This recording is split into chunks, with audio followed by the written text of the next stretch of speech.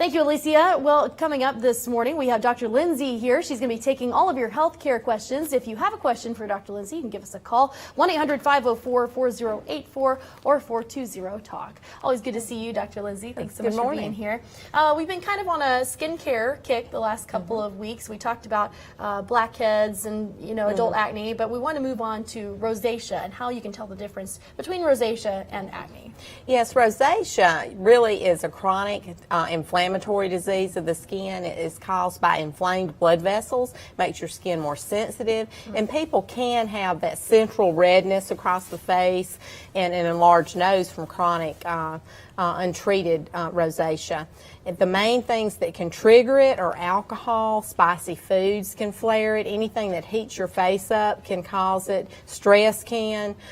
So you want to treat it, and the best way to do is decrease the inflammation and use products that aren't going to irritate it. I know that it causes little bumps. Little bumps, okay. and usually those little bumps occur across the central part, whereas acne will occur down around the chin and the lower part of the face.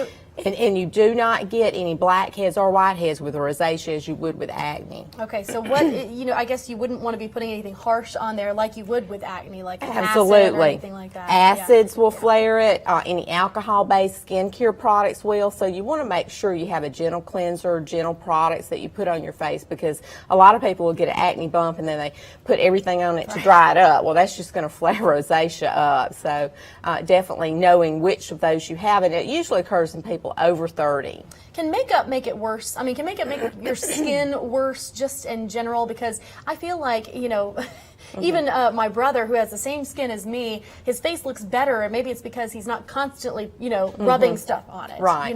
Well, our skin naturally has a natural barrier on it that protects it. So any product we put on it, if it's harsh, makeup, cleansers, whatever, can strip that barrier off and make it more prone to infection.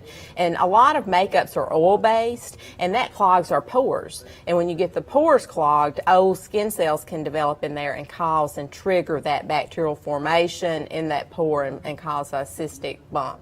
Okay, and there are cures, essentially, for rosacea, prescriptions that you can use. There are medications that are oral that you can take. A lot of antibiotics will decrease that inflammation, as well as topicals, but the main thing is avoiding the triggers, the things that I told you, and not wearing anything that's going to trigger the inflammation on the face. Something else that we wanted to talk about was acne scars. For people who may have had really bad acne in their teens or early 20s, and now they're dealing with those scars on their face, what is the best thing you can do for that? Well, there are different types of scars. There's hyperpigmentation scarring just from the inflammation, and then there's those pitting scars that have actually caused deformities in the skin. For the hyperpigmentations, there's some fading creams that you use. The more you pick at it and rub on it, the darker it's going to get. So keeping your hands off of there. But some of the lightening creams really are the main thing, as far as, and as well as your retinoids.